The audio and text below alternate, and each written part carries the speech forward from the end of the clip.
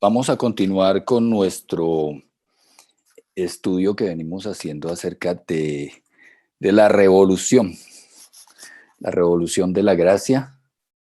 Y pues hoy traemos un tema nuevo. En realidad este tema lo había titulado Pecados imperdonables. Pero bueno, por el camino le cambiamos el título por una cuestión ahí de premura en la publicación. Pero bueno. Hoy vamos a estar trabajando un tema que es un tema que uno muchas veces subvalora, minimiza o desconoce, es decir, ignora en momentos de las circunstancias del diario vivir. Y tiene que ver con lo que se llaman las batallas insignificantes. Bien.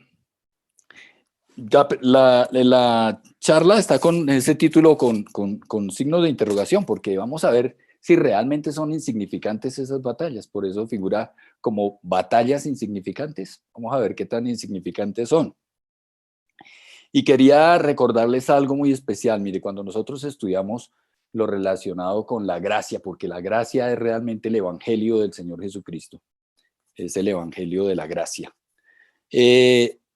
Debemos tomar una actitud que hace algunos meses me habló un día a mí César Tamayo y me dijo unas palabras que para mí marcaron mucho mi vida con este tema de, de, del estudio de lo que es la revolución de la gracia y sobre todo de mi vida, porque él me decía, y lo recibí de parte de Dios, me decía: qué bueno que estás esforzándote por desaprender, aprender y enseñar.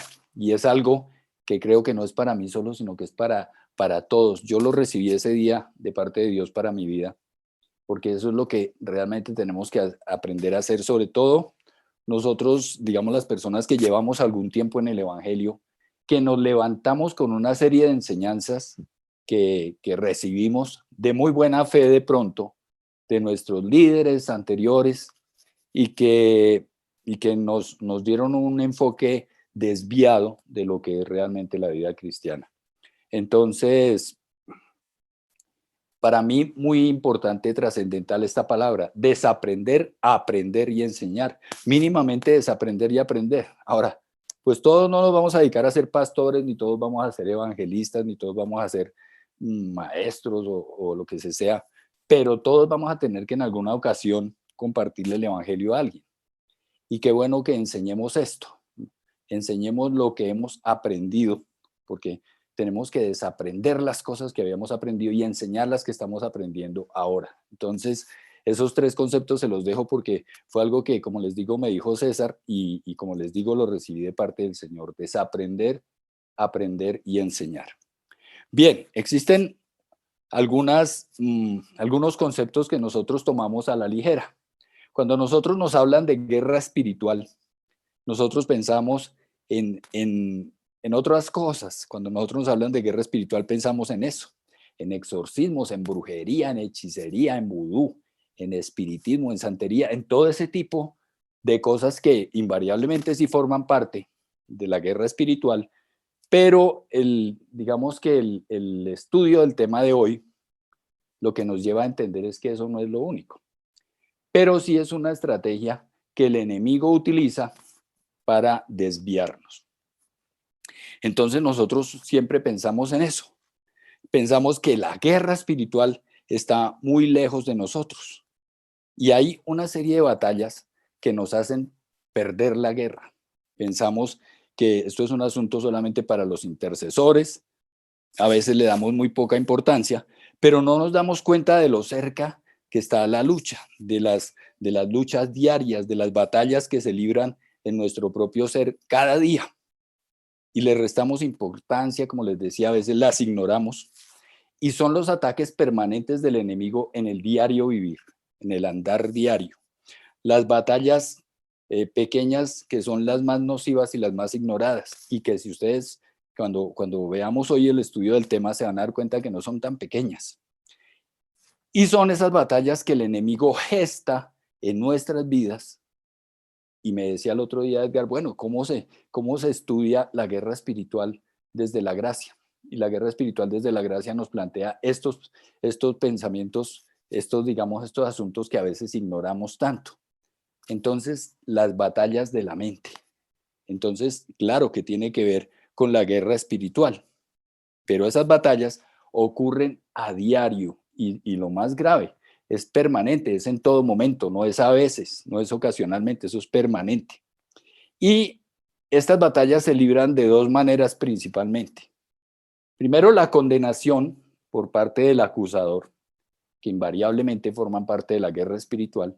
Y hay otro concepto que tomar en cuenta, que es la condenación que uno mismo se hace, digamos, viéndolo desde un punto de vista más psicológico, más dado al ser humano, la autocondenación. Y estos dos elementos son utilizados, aprovechados por el enemigo para hacernos mucho daño. Vamos a iniciar con el primero, que es la condenación por parte del acusador y que, como les digo, forma parte de esa guerra espiritual que nosotros vivimos cada día. Tiene que ver con la sutileza que utiliza el enemigo, ¿no? Entonces el enemigo nos dice mentiras acerca de todo. Mentiras acerca de nosotros mismos, mentiras acerca de Cristo, mentiras acerca de las grandes realidades de la gracia, mentiras acerca de la verdad de Dios, de la palabra, mentiras acerca de los demás.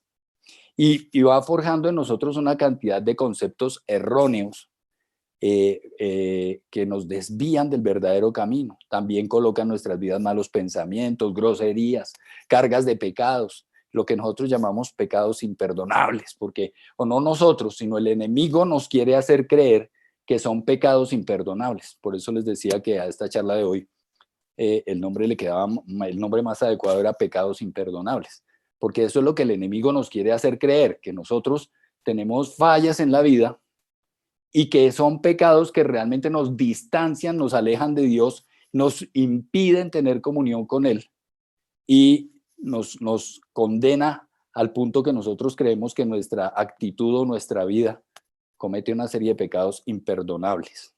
Nos lleva también a desconocer la obra de Cristo y vamos a mirar también cómo resistir al enemigo con eso. Como les decía, esa es una batalla permanente y es una estrategia del enemigo y es la condenación a través de los pensamientos que el enemigo coloca en nosotros y es un fenómeno pues muy común entre los cristianos, entre todos nosotros los que nos hemos convertido al Señor, porque el enemigo nos trabaja ahí. Entonces es una gran estrategia en su campo de batalla, que es la mente. Como todos ustedes saben, el campo de batalla del enemigo es la mente. ¿Qué hace? Coloca en nosotros pensamientos que luego nos hace creer que son nuestros. Entonces, por ejemplo, el enemigo coloca, y vamos a mirar algunos ejemplos puntuales hoy, coloca pensamientos como estos. Dice, por nuestros pecados es que no llega el avivamiento. Entonces él vive trabajándonos, taladrándonos en la mente este tipo de conceptos, que debido a nuestros pecados, nosotros no permitimos que venga el avivamiento. Pero la verdad es que si nosotros vamos a mirar la realidad de la vida, lo que el enemigo quiere hacer es centrarnos en nuestro desempeño. Mire, la verdad es que si el pecado pudiera detener un avivamiento, pues nunca habría ocurrido ningún avivamiento, porque siempre, en todas las épocas de la historia, ha habido pecado. Entonces, la verdad de este asunto es que generalmente un avivamiento comienza es donde hay mucho pecado. Entonces, el enemigo nos quiere llevar a tener esa postura o ese pensamiento o esa creencia legalista. Entonces, entender que a nosotros no nos justifica nuestro desempeño, sino lo que hizo el Señor Jesucristo. Por eso nuestro pecado o el pecado de la humanidad no va a detener un avivamiento. El avivamiento va a ocurrir cuando haya corazones dispuestos y el Señor, como ustedes saben, decida hacerlo, porque la Escritura dice que Él da a cada uno como Él quiere, ¿no? Entonces, la obediencia a la fe es creer correctamente a la fe. Entonces, a veces no se vive bien, pero no porque nosotros seamos malos, sino que necesitamos cambiar nuestro mal sistema de creencias que tenemos a veces. Y como les digo, pues el enemigo quiere que nos centremos en nuestro propio desempeño. Dice, pero en el Evangelio la justicia de Dios se revela por fe y para fe, como está escrito, mas el justo por la fe vivirá. Entonces, nosotros, los creyentes, tenemos vida por creer bien. Y creer bien, ¿qué es eso? Es creer que seremos justificados por la fe, que el justo por la fe vivirá. Cuando nosotros creemos que es por nuestro buen comportamiento y que si nos portamos mal no puede haber un avivamiento, el enemigo lo que está haciendo es, como siempre, tratando de trabajar en nuestra mente para que nos centremos en nosotros mismos y de esa manera anular anular el crecimiento espiritual de cada persona. Entonces, tenemos que entender que las cosas, las bendiciones que nosotros tenemos a través de la gracia, el mover del Espíritu Santo y las cosas buenas a las que nosotros hemos podido acceder, ocurren no por nuestro desempeño, no por la calidad de nuestro comportamiento, sino que ocurre básicamente por la obediencia. Ya les muestro, por la obediencia de Cristo. Bueno, ahí quedó tapado de pronto un poquito con el cuadrito, pero es por la obediencia de Cristo. Dice, porque así como por la desobediencia de un solo hombre, muchos fueron constituidos pecadores, así también por la obediencia de uno solo, muchos serán constituidos justos. Es la obediencia del Señor Jesucristo. Nosotros somos pecadores por el pecado de Adán y Eva. Entonces, la Biblia dice que nosotros pecamos porque somos pecadores y no que somos pecadores porque pecamos. No, somos pecadores por el pecado de Adán y ese pecado fue el que nos hizo pecadores a todos. Pecamos porque somos pecadores. Hemos sido hechos justos por la obediencia de uno solo, que es el Señor Jesucristo. Es decir, que todo esto se trata es de su obra, no de la nuestra. Y debemos enfocarnos en la obediencia del Señor, es decir, en lo que Él hizo en la cruz, venir a morir y dar su vida, derramar su sangre por nosotros. Hay una trampa del legalismo que la he escrito ahí, y es esta. Nosotros creemos que estamos bien con Dios cuando obedecemos. Y por supuesto, pues pensamos que no estamos bien con Dios cuando fallamos. Entonces, si nosotros creemos que estamos bien con Dios cuando obedecemos, por esa misma razón o con ese mismo pensamiento, creemos que no estamos bien o que no tenemos el favor de Dios si llegamos a cometer una falla, un pecado, y llegamos a fallarle al Señor. Ese es un pensamiento legalista contra el que nosotros debemos cuidarnos permanentemente, porque descuidamos los conceptos, descuidamos el entendimiento de las cosas y el enemigo viene a nuestra mente, trabaja y nos hace desviar, nos hace empezar a creer cosas que el Señor nunca ha establecido. Entonces no es nuestra obediencia, ni la falta de ella, ¿no? Dios quiere que nosotros quitemos los ojos de nosotros mismos y que entendamos que la obra la hizo el Señor Jesucristo y que no se trata de cada uno de nosotros, que se trata de Él, de lo que Él hizo. No es por nuestra buena conducta, no es por nuestro buen manejo. Entonces, este asunto está fuera de nosotros y tenemos que enfocarnos en la obediencia de Cristo. ¿Por qué? Porque la obediencia de Cristo es intocable. Si creo que tengo unción porque obedecí hoy, entonces mañana, si desobedezco, seré aplastado. ¿Por quién? Por los argumentos del enemigo. Entonces, lo que vemos es que el Señor quiere que nosotros aprendamos a dejar de centrar las cosas en nosotros y centrarlas en la obra que el Señor hizo. A veces nos ponemos a pensar en muchas cosas. Por ejemplo, un día salimos y se hizo tarde, nos levantamos tarde por X o Y razón y salimos tarde. Vamos a tomar el bus o vamos a utilizar nuestro carro y algo pasó. El bus se me pasó y no lo alcancé a coger, o por tristeza el carro amaneció sin batería o amaneció pinchado. Inmediatamente, ¿qué nos dice el enemigo? Por no haber orado. Si usted hubiera orado, no le había pasado eso. Pero como no oró, pues entonces ahí están las consecuencias. Y ese es un pensamiento muy común, muy frecuente, muy utilizado por el enemigo, estrategias para destruirnos, para menoscabar nuestra relación con Dios, para quitar la armonía, la plenitud de la vida en el Señor. Entonces suele pasar que resultamos pensando que si algo malo ocurrió fue por no haber orado. No, esa no es la razón. El Señor lo que mira es nuestro corazón. Si un día por alguna razón no alcanzamos a orar antes de salir, ni el Señor se va a poner bravo ni nos va a quitar su protección. Otro concepto muy común es creer que lo que el enemigo nos ha enseñado, que si uno que Dios utiliza las enfermedades y las circunstancias difíciles para tratarlo a uno. Entonces, la persona que está en un hospital es porque la está tratando el Señor porque algo malo hizo. No, eso no es así. Dios no hace esas cosas. Dios es un Dios de amor. Dios es un Dios de bendición. Dios no va a hacer eso.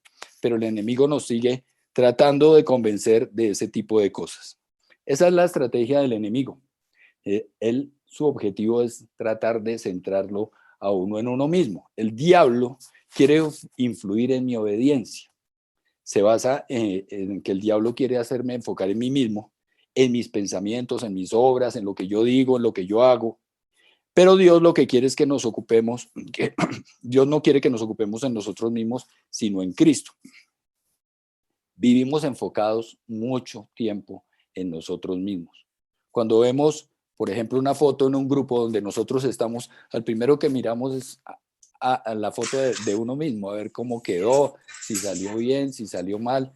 Y esa es precisamente la forma de ver que efectivamente nosotros nos centramos mucho en nosotros mismos. Pues esto realmente no es que sea malo, pero es una muestra de que estamos centrados en nosotros mismos. Y se generan de esa manera, pues murallas de resistencia. Entonces dice la Escritura, porque las armas de nuestra milicia no son carnales, sino poderosos en Dios para la destrucción de fortalezas.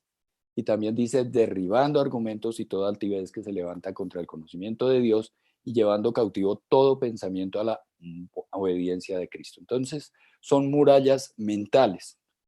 Y tenemos que tener claro que el enemigo nos está atacando con armas que no son materiales, que no son tangibles. Y por supuesto, nosotros también lo vamos a atacar con armas que no son tangibles, con las armas sobrenaturales, con la armadura de Dios. Bien, hay murallas de resistencia que se van forjando en nuestras mentes o en las mentes de las personas. Y estas murallas deben ser derribadas. Entonces, por ejemplo, hay murallas mentales como razonamientos que se oponen a la verdad de la palabra de Dios, el orgullo de la inteligencia que a veces se exalta a sí misma y las mentiras que el enemigo nos hace creer acerca de nosotros mismos. Son murallas que el enemigo va levantando y ustedes saben que en ocasiones muchas circunstancias traumáticas han colocado en nuestras vidas fortalezas que también pues impiden nuestro desarrollo o nos impiden superar ciertas circunstancias de la vida. El enemigo a veces nos habla ciertas mentiras acerca de la palabra. Entonces empieza a hacernos cuestionamientos, si hemos obedecido. Y la verdad es que el enemigo siempre va a encontrar razones para demostrar que nunca es suficiente. Por ejemplo, en la cena, el enemigo suele acusarnos de que somos indignos. Yo me asombro porque he visto a lo largo de los años en la iglesia cristiana muchas personas que el domingo no participan de la cena. ¿Y por qué no participan de la cena? Porque se sienten indignos, porque como la Biblia dice que el que participe indignamente de la cena será culpable del cuerpo y la sangre de Cristo y que por eso hay muchos enfermos y muchos duermen, o sea, muchos han muerto. Por ese hecho, muchísimos cristianos, y ustedes saben, los que tienen muchos años en el Evangelio, que eso ocurre mucho. Les pido perdón porque estoy un poco constipado. Las personas se abstienen de participar de la cena. ¿Por qué se abstienen? Porque el enemigo los ha acusado y les ha dicho que ustedes no son dignos. ¿Y por qué el enemigo quiere que no participen de la cena? Porque en la cena hay fortaleza, salud y vida, que ustedes saben que cada domingo Andrés nos lo recuerda cuando está ministrando la cena. Pero lo que dice la Biblia no es que nosotros tenemos que ser dignos para participar de la cena. Si fuera por ser dignos, pues nadie es digno. Ninguno de nosotros es digno de participar de la cena, pero muchísimas personas se abstienen de participar de la cena del Señor porque no se consideran dignos. Lo que dice la Biblia es que lo que hace referencia a la Biblia es a la forma como participamos de la cena. Una cosa es participar de la cena como quien se está comiendo una galleta y un juguito, como refrigerio, y otra cosa es participar de la cena teniendo en cuenta lo que simboliza la obra del Señor Jesucristo, que significa nuestra justificación, significa nuestra sanidad, significa que nosotros tengamos ahora cabida en el reino de los cielos. Es decir, que el Señor Jesucristo nos abrió camino, él asumió las culpas de todas nuestras faltas y ahora somos limpios delante del Señor. Entonces no vamos a participar de la cena porque seamos dignos, porque si fuera por eso nadie es digno. Es por la forma como se hace, si se hace dignamente. Dice quien participe en la cena indignamente. Hay que participar de la cena dignamente. ¿Qué significa dignamente? Teniendo en cuenta lo que significa ese pan, teniendo en cuenta lo que significa ese poquito de jugo o de vino, teniendo en cuenta que eso significa el cuerpo del Señor Jesucristo, la sangre, y significa que creemos en Él y que confiamos y estamos por fe, porque el justo por la fe vivirá, creyendo en que la obra del Señor Jesucristo nos ha hecho salvos. Entonces, en ese momento estoy participando dignamente. No es que para participar dignamente yo no tenga que tener ningún pecado en la vida, porque vuelvo y les comento, nadie seríamos dignos, ninguno de nosotros es digno, todos hemos fallado. La dignidad no consiste en la dignidad mía, es la forma digna como yo participe de la cena, el respeto, la reverencia, el entender lo que estoy haciendo en ese momento, eso es participar dignamente de la cena. Sin embargo, el enemigo engaña, y estoy asombrado de verlo porque lo he visto por años, engaña, pero permanentemente en las iglesias a todos los cristianos que se abstienen y se consideran muy pulcros y muy escrupulosos, espiritualmente hablando, de no participar de la cena, y lo que se están es dejando engañar por el enemigo y se están perdiendo la bendición que significa la participación de la cena. Entonces, ¿por qué? Porque les metió en la cabeza que es que ellos no son dignos. Pues nadie somos dignos. Es la manera como se haga la participación de la cena, es discernir el cuerpo del Señor. No se refiere a la persona, se refiere a la acción. Entonces, por ejemplo, en ese tipo de cosas, el enemigo permanentemente nos vive engañando.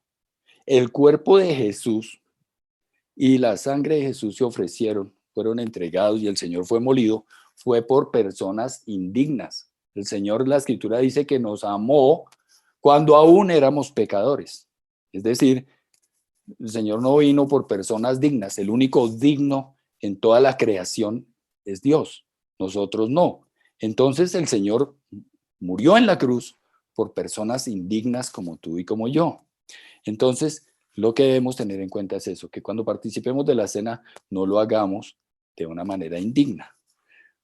Es decir, no teniendo en cuenta lo que estoy haciendo, lo que se está haciendo, que ese pan se partió para que nosotros tengamos vida. Si veo que su cuerpo fue quebrado para que yo sea sanado, entonces estoy participando dignamente de lo que el Señor Jesús hizo. Es decir, es ir a la obediencia a Cristo, a lo que Él hizo y no a lo que hice yo. Y de esa manera es que el enemigo sigue atacándonos a nosotros en la mente. Como les digo, enfocándome en mí mismo. Quiere hacer eso, enfocarme todo el tiempo en mí mismo. Cuando el enemigo nos ataca, lo que nos hace creer es que todo lo que yo haya, lo que nos hace es tomar en cuenta todo lo que yo fallé o en lo que falté en hacer bien. Entonces me va a criticar, me va a censurar para enfocarme en mí mismo, y por supuesto que no se va a aparecer el diablo pues ahí con un tenedor y con su tridente y esas cosas, pero viene de esta forma sutil, ¿no? Con estos juegos mentales haciéndonos creer cosas que no son. Pero el gran, digamos, El gran golpe maestro que da el enemigo, que nos da en la mente, es que sea lo que se sea, que pase o que quiera que diga en nuestra mente, nos lo va a poner en primera persona. Entonces va a decir yo. Entonces él no va a decir que hay personas o que fulanito es un perdedor o que no, sino dice yo soy un perdedor. Yo no sirvo para nada, yo no tengo esperanza, yo no tengo suerte, yo soy un adicto, yo soy un pervertido. Y cuando coloca las cosas en primera persona, inmediatamente quedamos nosotros condenados. Por eso les decía que el título más apropiado para la charla de hoy es Pecados imperdonables, porque el enemigo nos convence de que somos tan malos, tan perversos, que no tenemos perdón de Dios. Y es una forma sutil, permanente, muy común, que el enemigo utiliza para enfocarnos a nosotros en nosotros mismos y para hacernos creer cosas que no son, para alejarnos de Dios. Mucha gente no viene a la iglesia porque, por ejemplo, el domingo, el día del servicio, tuvieron un disgusto con la esposa, entonces ya no van a la iglesia porque disgustaron. ¿Y por qué no van? Pues porque el enemigo les dijo, pero usted va a ir a alzar las manos allá después de lo que pasó, después de la discusión que tuvo con su esposa. O de pronto algo ocurrió, le robaron una plata o cualquier cosa, entonces ya con eso le hizo un ataque a la mente de que porque no le agrada a Dios, por eso le pasó lo que pasó. Entonces, ¿para qué va a ir al servicio allá a levantar las manos, a no sé qué? Cuando uno viene al servicio después de un evento de esos, lo que uno sale es renovado, uno sale restaurado por la obra que el Señor hace a través de su presencia durante el servicio. Entonces el enemigo hace ese ataque directo. Por ejemplo, este es otro caso. Se lo leí a un autor que dice muchas cosas muy hermosas y otras que no tanto, pero este concepto me pareció muy interesante. Los malos pensamientos durante la alabanza. Miren ustedes que eso es otra cosa que a veces suele pasar en nuestras vidas. Entonces le dice a uno, ¿y te dices que eres cristiano? ¿Te dices cristiano? Nosotros no debemos recibir estos pensamientos como pensamientos propios. A veces pueden venir blasfemias durante la alabanza. Entonces, el consejo que daba este autor dice, nosotros no tenemos que tomar responsabilidad de eso. Uno debe seguir adorando. Si la persona, porque tuvo un mal pensamiento, bajó las manos, pues el diablo les ganó, porque le quitó la posibilidad de seguir alabando al Señor. Eso suele ocurrir, suelen venir a veces en los momentos más hermosos hasta malos pensamientos. El enemigo está ahí en todo eso. ¿Qué era lo que no quería? Pues no quería que adoráramos, por eso hace ese tipo de cosas. A veces también son pensamientos en la carne de uno, ¿no?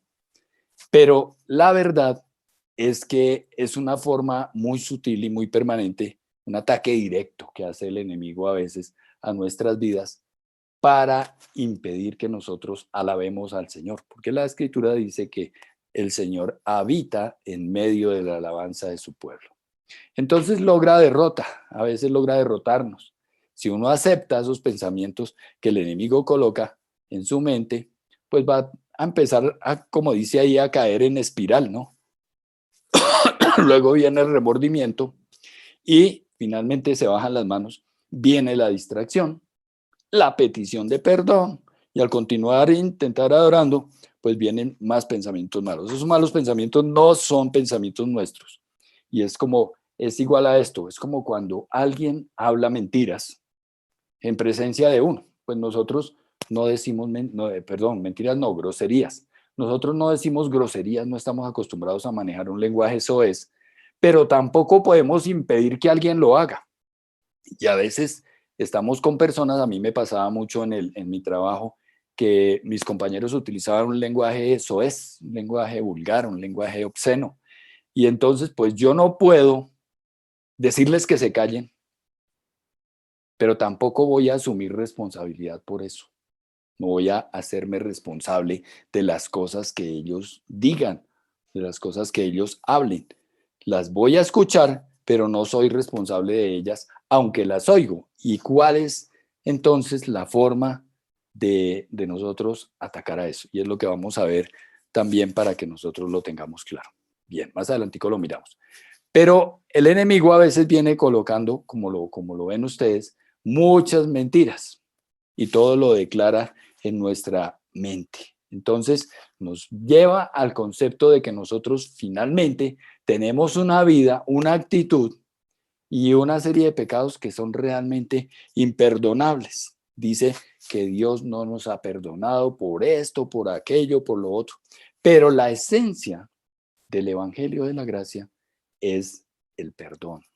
El perdón es, mejor dicho, el punto crucial de la obra del Señor Jesucristo en la cruz. Y es de la única forma que lo podemos tener es a través de su obra, a través de su sangre. Y otra cosa muy importante que debemos tener es eso que está escrito ahí. Nosotros debemos tener en cuenta que el Señor Jesucristo murió, y esto es un concepto revolucionario de la gracia, porque es que la verdad, como les decía el otro día, la gracia no, perdón, la revolución de la gracia no es algo que nos hayamos inventado nosotros. El revolucionario fue el Señor Jesucristo y Él fue el que vino y creó la revolución de la gracia. No dijo, esto es una revolución, pero claramente lo es. Y es, díganme si no es revolucionario este concepto de que el Señor en la cruz pagó por nuestros pecados del pasado, del presente y del futuro, porque nosotros a veces tenemos la tendencia a creer que el Señor murió solamente por los pecados que cometimos hasta el momento en que entregamos nuestra vida al Señor y nos arrepentimos. De ahí para atrás todos, pero los del presente y los del futuro ni los consideramos. Conclusión, tenemos que seguir comportándonos de manera inequívoca y perfecta de ahí en adelante, porque el Señor se hizo cargo por los pecados hasta el día que nos convertimos y ahí para arriba nos hacemos cargo nosotros. No, error, así no es. El Señor pagó en la cruz por nuestros pecados que cometimos en el pasado, los del presente y los que aún no habíamos cometido. Y es algo muy importante que a mí me parece trascendental, de las ganancias de la gracia, de la obra del Señor Jesucristo en la cruz. Porque cuando el Señor me recibió a mí, el día que me convertí en el altar de alguna iglesia o a alguno de ustedes, el Señor en ese momento te abrazó y me abrazó a mí, sabiendo que me perdonaba todos los pecados del pasado, pero teniendo muy claro que iba a cometer más pecados en el futuro. Y es más, el Señor sabía cuáles pecados puntualmente yo iba a cometer en el futuro y sin embargo me abrazó, me recibió, te recibió a ti, sabiendo que ibas a fallar en el futuro, porque el Señor no nos recibe a nosotros por perfectos, ni nos recibe con el compromiso de que aquí en adelante, desde el día en que te convertiste, jamás vas a volver a poder cometer otro pecado, jamás lo vas a cometer porque eso es imposible, no va a pasar y el Señor lo sabe mejor que nosotros. Entonces, ese es uno de los argumentos que las personas que no quieren creer las realidades de la gracia, sino que se ajustan mucho a la ley, no pueden todavía soportar, pensar que nosotros ya hemos sido librados de toda culpa pasada, presente y futura. Y todavía siguen pensando o tratando de hacer creer a las personas que tenemos que, mejor dicho, andar sin cometer un error. El perfeccionismo, buscar, mejor dicho, una conducta intachable, eso es imposible, es absolutamente imposible que nosotros tengamos una conducta intachable. Ahora, vamos a hablar en la próxima sesión, con el favor de Dios, acerca de todas estas implicaciones de la gracia, porque tampoco podemos decir que por la gracia es que nosotros tenemos libertad para hacer todo lo que sea malo. No, en absoluto. La verdad es que si una persona ha tenido un encuentro real con el Señor, el Espíritu Santo mora en su vida y le guía, pues cada día uno va a pretender ser más, cometer menos pecados. Pero tenemos que tener claro que no lo vamos a lograr completamente. Y sin embargo, el Señor así nos recibió, así nos ama. Entonces, nos enseñaron que nosotros podemos perder la salvación según el tipo de comportamiento que yo tenga. Eso tampoco es cierto. Mire, la salvación nuestra se alcanza por la obra del Señor Jesucristo en la cruz. Nosotros solamente somos beneficiados por ello. No vamos a aportarle nada a nuestra salvación por buenas obras. Nosotros somos salvos por la obra del Señor Jesucristo. Sin embargo, las personas que siguen aferradas a la ley consideran que la salvación, en la salvación entra en juego nuestro comportamiento. Y eso no es cierto. La salvación es por la obra de Cristo. Y cuando nosotros pretendemos darle valor a nuestro comportamiento para que con ello alcancemos la salvación, estamos demeritando, desconociendo y pisoteando la sangre del Señor Jesucristo. Porque Él hizo la obra completa, total y suficientemente bien hecha como para que yo tenga que contribuirle en algo. No necesita la obra del Señor Jesucristo que le contribuyamos en nada. Eso es subvalorar, menospreciar y pisotear la sangre del Señor Jesucristo. Eso es algo que nosotros no debemos hacer. Y como se darán cuenta, todo esto es una lucha interna permanente. Y el enemigo sigue generando, cuando yo empiezo a creer que estoy en riesgo por mi comportamiento, empiezo a tener cada vez más ideas equivocadas. Entonces, la mente nuestra se convierte en puertas abiertas. Y por supuesto, pues ahí entra todo tipo de basura y de blasfemias contra Dios, porque todos esos pensamientos de pretender justificarnos nosotros por nuestro comportamiento, eso es blasfemo y es basura espiritual impropia. Entonces, es pretender agradar al Señor con nuestras propias fuerzas. Nos enseñaron que por un solo pecado sin confesar ya no somos salvos. Imagínense ustedes cómo sería esa lucha permanente, cada momento nosotros tratando de pedir perdón por esta falla, por esta otra falta, por este descuido, por este pecado. Entonces nos volveríamos nosotros esclavos, estaríamos presos todo el tiempo. Tener que estar confesando cada pecado que cometemos cada instante, pues es una esclavitud. Realmente eso es imposible vivir así. No se puede vivir haciendo eso. Pero esa es la lucha interna que el enemigo nos vive planteando. ¿Y con esto qué hace? Nos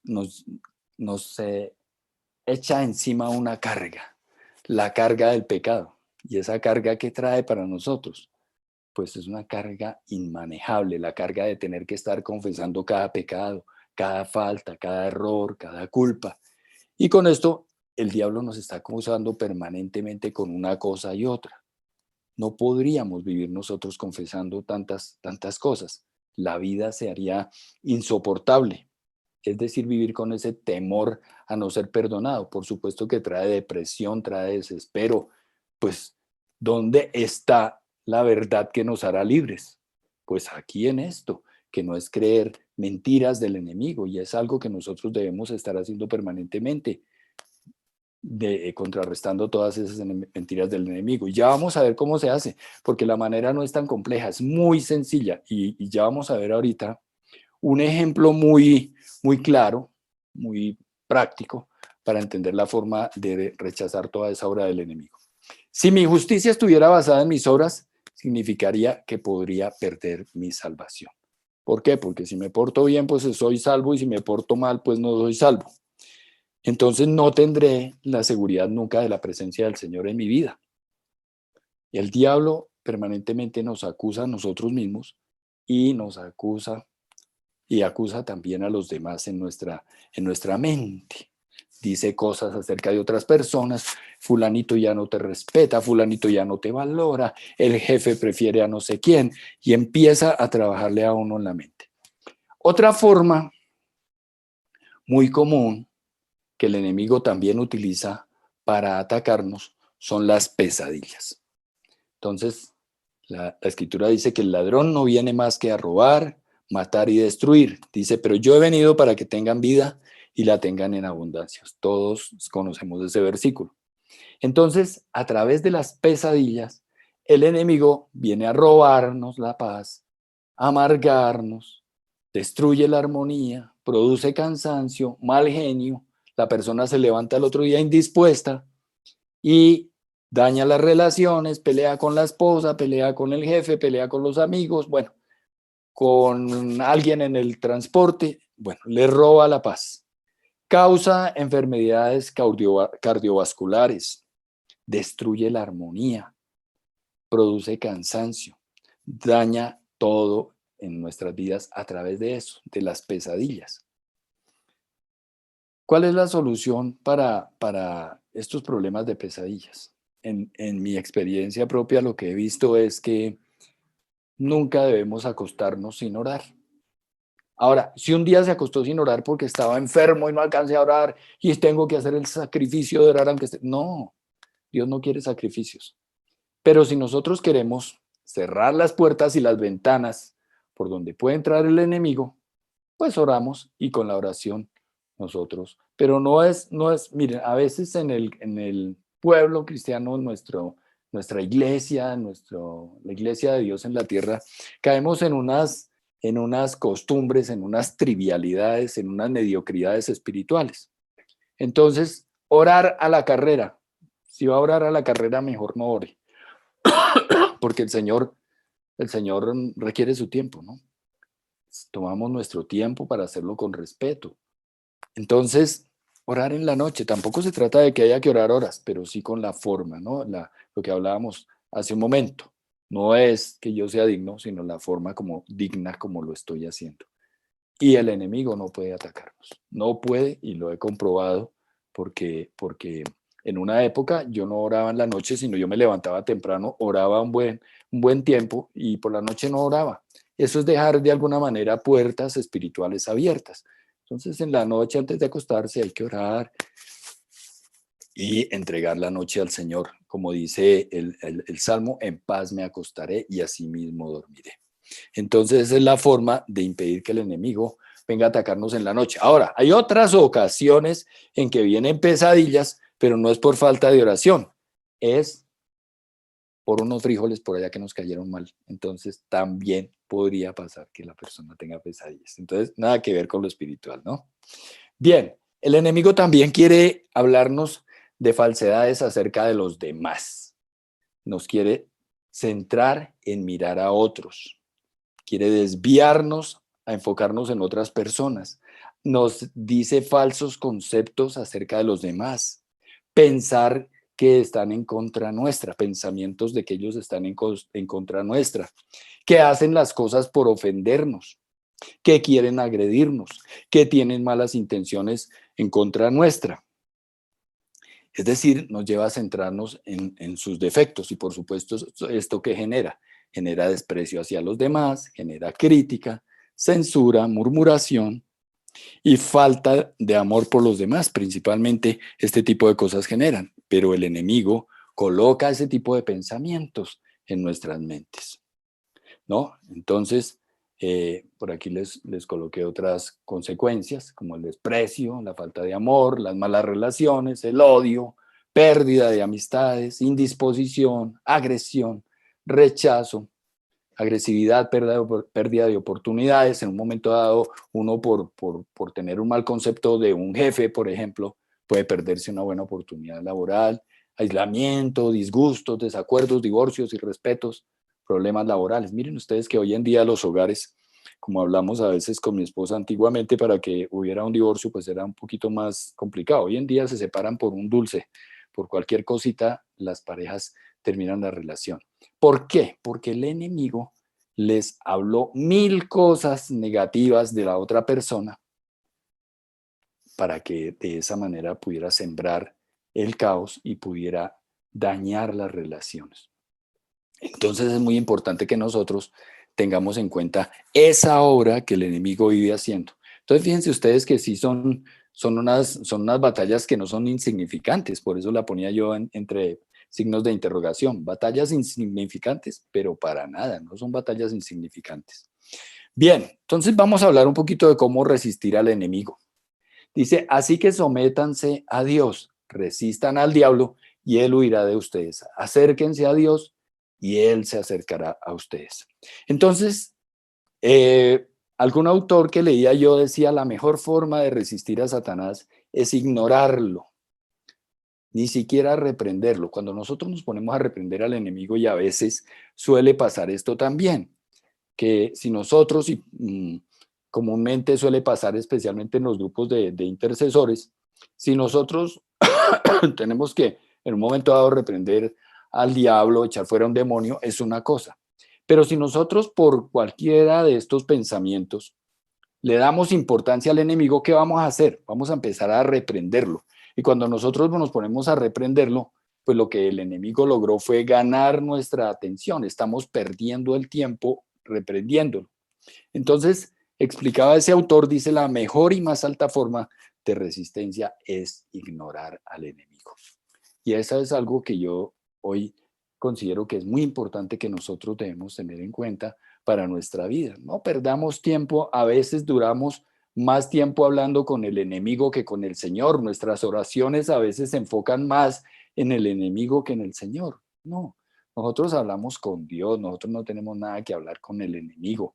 Nosotros no debemos darle atención porque lo que Él quiere es eso, atención, para que uno le dedique tiempo a Él. Está reprendiéndolo, está rechazándolo, lo está tratando mal y la oración, el hablar con Dios, se perdió por estar agrediendo al enemigo. Entonces, cada vez que se presenten este tipo de cosas, lo mejor es ignorar al enemigo. Entonces, si el mesero, por ejemplo, no me atendió tan bien y el enemigo me dice, pues no le deje propina porque no lo atendió bien, pues mejor déjela y ignore de esa manera al enemigo. Hay que ignorar esos pensamientos. Entonces, fíjense ustedes que esa es la mejor forma. Y por acá hay un ejemplo que me parece muy interesante, muy, muy bueno, muy al punto. Y es cuando, por ejemplo, los trabajadores, yo escribí piropean a las chicas, pero yo no sé si la palabra es correcta. Bueno, las elogian, les dicen cosas. Entonces, pues la verdad es que pues, los trabajadores no les van a hacer nada a las chicas que van pasando, pero ellos quieren ganar su atención. Y eso es lo que buscan. Si ellas los ignoran, pues ellos no pueden hacer nada. Pero si logran ganar su atención, pues eso les produce satisfacción. Las chicas que se ponen a prestarles atención lo que hacen es voltearse e insultarlos. Entonces, de esa manera, pues ellos se van a burlar, les ganaron la atención, lograron que ellas se afectaran y es exactamente lo mismo lo que ocurre con el enemigo. Entonces, el enemigo lo que quiere es eso, llamar la atención para que uno se ocupe de él y pueda distraerse de lo que está haciendo. Generalmente el enemigo coloca la palabra siempre, o sea, siempre ha sido un perdedor, siempre ha sido malo, siempre no sé qué. Y empieza a surgir ahí un desvío de nuestra atención por estarle prestando atención a las cosas que el enemigo nos dice. Entonces nosotros lo que hacemos, lo que realmente necesitamos es conocer más al Señor. Miren ustedes lo que dice ahí en 2 de Pedro 1:2. Dice, gracia y paz os sean multiplicadas en el conocimiento de Dios y de nuestro Señor Jesús. Y aquí hay algo importante que quiero yo que nos demos cuenta. Gracia y paz generalmente en las cartas paulinas van de la mano y en las cartas en general en el Nuevo Testamento van de la mano. Gracia y paz. Miren ustedes que gracia y paz se complementan. Gracia y paz son unidas siempre. Y si miramos el otro pasaje de Juan 1:16-17, dice, de su plenitud todos hemos recibido gracia sobre gracia, pues la ley fue dada por medio de Moisés, mientras que la gracia y la verdad nos han llegado por medio de Jesucristo. Dos aspectos importantes para tener en cuenta.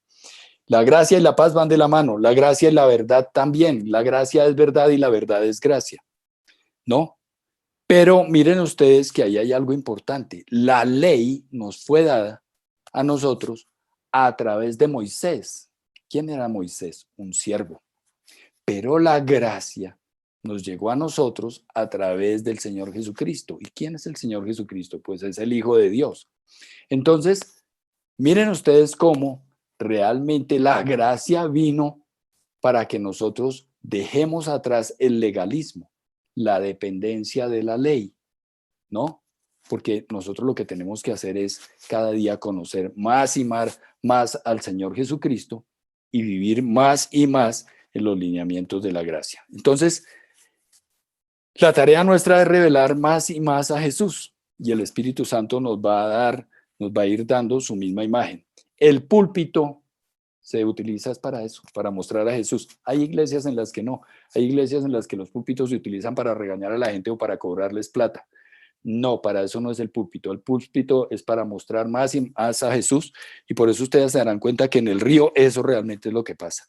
Nosotros hemos ido aprendiendo a través de todo lo que hemos visto en la obra que el Señor está haciendo en el río, es que nosotros tenemos que tener los ojos puestos en el Señor, puestos los ojos en Jesús, el autor y consumador de la fe, el cual por el gozo puesto delante de él sufrió la cruz menospreciando lo oprobio y se sentó a la diestra del trono de Dios. Cuando Pedro miró a Jesús o vio a Jesús cuando iba a caminar sobre las aguas, pudo caminar. Pero cuando el diablo distrajo su mente, fíjense ustedes que se hundió. Entonces, nosotros tenemos que tener los ojos puestos en Jesús. Ustedes recuerdan que cuando los israelitas estaban en el desierto, fueron picados por serpientes y morían. Entonces, el Señor, Moisés habló con el Señor y el Señor le dijo, pues elaboren una serpiente de bronce y cuando la miren van a ser sanos. Y esa serpiente de bronce es tipo del Señor Jesucristo. Y por eso nosotros tenemos, miren ustedes desde el Antiguo Testamento, la enseñanza de tener puestos los ojos en Jesús. Fíjense ustedes que al mirar a Jesús, el Espíritu Santo entra en acción. Y como Él es, así somos nosotros en este mundo.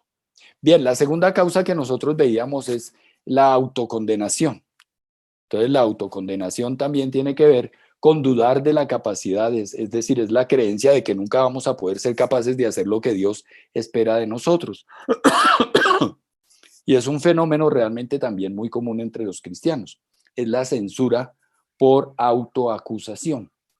Y es un efecto secundario realmente del legalismo. Fíjense ustedes cómo siempre que estamos hablando de la gracia tendremos que seguir hablando de la contraparte que es el legalismo, ¿no? Entonces surge de ese perfeccionismo que el enemigo nos exige y por eso nos ha hecho creer que nosotros tenemos pecados imperdonables.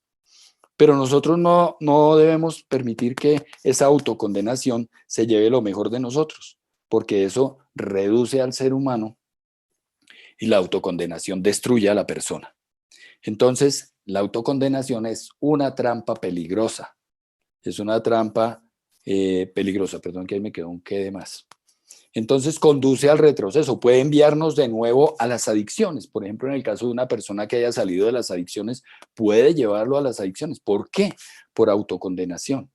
Entonces se puede volver a caer en un pasado tortuoso por esa autocondenación y se puede volver a caer en las circunstancias de las cuales ya el Señor nos había rescatado. Reduce al ser humano. La condenación es una trampa que nos bloquea y reduce a la persona, la asume en la amargura porque cree que lo convence de la incapacidad del logro, de lograr agradar a Dios, y es pretender agradar a Dios por nuestras obras, por nuestro comportamiento. Y nos destruye al hacernos creer que no lograremos agradar a Dios de ninguna manera. Nosotros no estamos, el Señor no nos ha acogido, no nos ha abrazado, no nos ha recibido por lo buenos que seamos ni por las buenas obras que hagamos, sino porque Él decidió voluntariamente, autónomamente, amarnos. Ese es el poder del Espíritu Santo. Y miren ustedes que esta presencia del Espíritu Santo que invariablemente forma parte de la gracia, porque por eso el Señor Jesucristo dijo, les conviene que yo me vaya. Entonces, el Espíritu Santo tal vez es el aspecto más revolucionario de la gracia, que el mismo Espíritu que vivió en el Señor Jesucristo, con el cual Él hizo todo lo que hizo aquí en la tierra, ahora mora en nosotros. Esa presencia del Señor, dice, y se cumplió la escritura que dice, a Abraham le creyó a Dios y le fue contado por justicia, y fue llamado amigo de Dios. He hallado a David, hijo de Isaí, varón conforme a mi corazón, quien hará todo lo que yo quiero, hablando de estos dos personajes.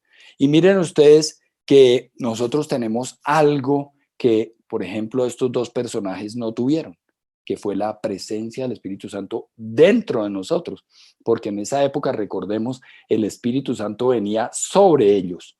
Hoy en día está dentro de nosotros. Abraham, que fue el amigo de Dios, como dice ahí en ese pasaje de Santiago, nunca tuvo el Espíritu Santo. David, quien fue un hombre que dice que conforme al corazón de Dios, tampoco tuvo nunca el Espíritu Santo viviendo en su propia vida. tenían el Espíritu Santo sobre ellos, pero no en ellos. Y miren ustedes la posición de privilegio tan grande en la que nos coloca la gracia a nosotros. El Espíritu Santo es el Paracletos, ustedes ya saben. Si alguno no tiene el Espíritu de Cristo, no es de Cristo. Él es el sello de nuestra salvación. Fue quien guió al Señor Jesucristo y es quien hoy día marca la diferencia. Perdón que hay falta una S, nos da poder y nos convence del perdón de la obra del Señor Jesucristo en la cruz. Entonces esto produce en nosotros cambios reales. Eso es lo que hace el Evangelio de la Gracia. Nos libra de la religiosidad, del legalismo, del fariseísmo, de toda condenación. Sustituye el temor por el perfecto amor, las inseguridades por la seguridad y la duda de uno mismo por el abrazo y la afirmación del mismo Señor. Entonces la autocondenación está ligada íntimamente con la ley. Nuestros pecados demandan una respuesta, demandan una resolución. Nuestra conciencia demanda un castigo. Jesús ya pagó por ese castigo y por esa condenación. Entonces Él ocupó nuestro lugar de castigo y se convirtió en el pago total de todos nuestros pecados. Bien, la cruz del Calvario es la que ha marcado esa gran diferencia y es la única respuesta para cualquier conciencia culpable. A nosotros el Señor Jesucristo y su obra nos libran de toda conciencia, de toda culpa. Entonces, la ley genera autocondenación, el legalismo. Cuando dice el alma que pecare morirá, la paga del pecado es muerte, eso genera condenación, pero es ley. Entonces, la gracia realmente lo que hace es transformarnos cuando nosotros entendemos el poder de la obra del Señor Jesucristo, que la cruz es el fundamento para las victorias duraderas y para una transformación que se ocurre, ¿cómo? Desde adentro hacia afuera. Esa transformación ocurre en el interior.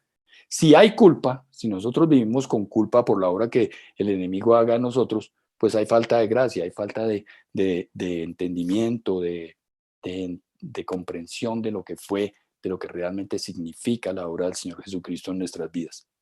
Entonces tenemos que fortalecernos en el Evangelio de la Gracia, porque eso producirá una vida santa. La santidad surge como consecuencia de la gracia.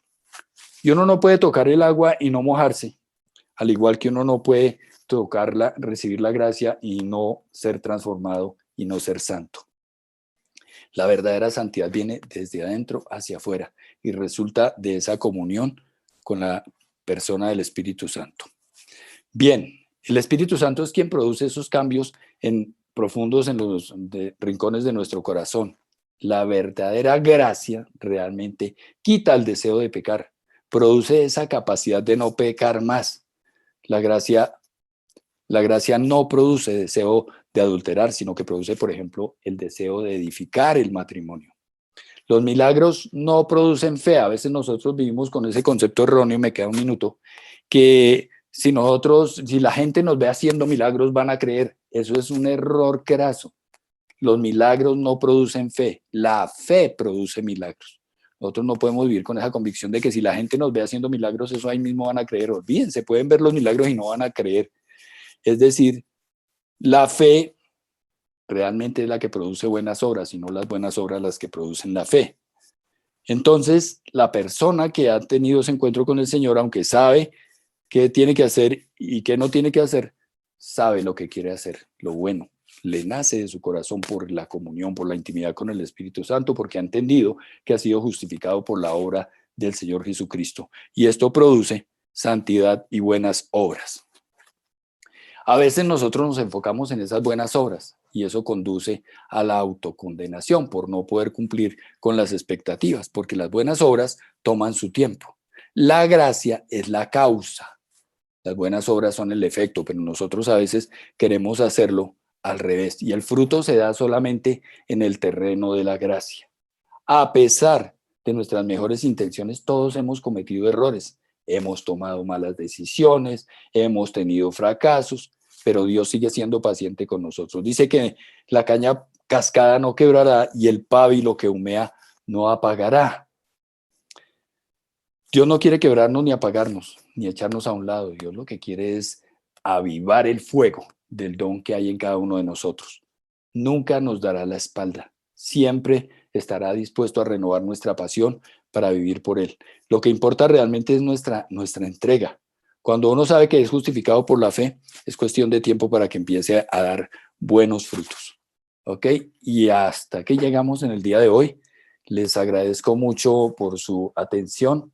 Les decía que espero que esta palabra pues haya traído edificación a sus vidas, que haya traído crecimiento y que realmente sirva para que sigamos cada día aprendiendo más a vivir y a rechazar la obra del enemigo y a dejar de depender de las mentiras y falsedades que el enemigo permanentemente nos quiere decir. Muchas gracias para todos y que tengan una feliz noche. Que el Señor les bendiga.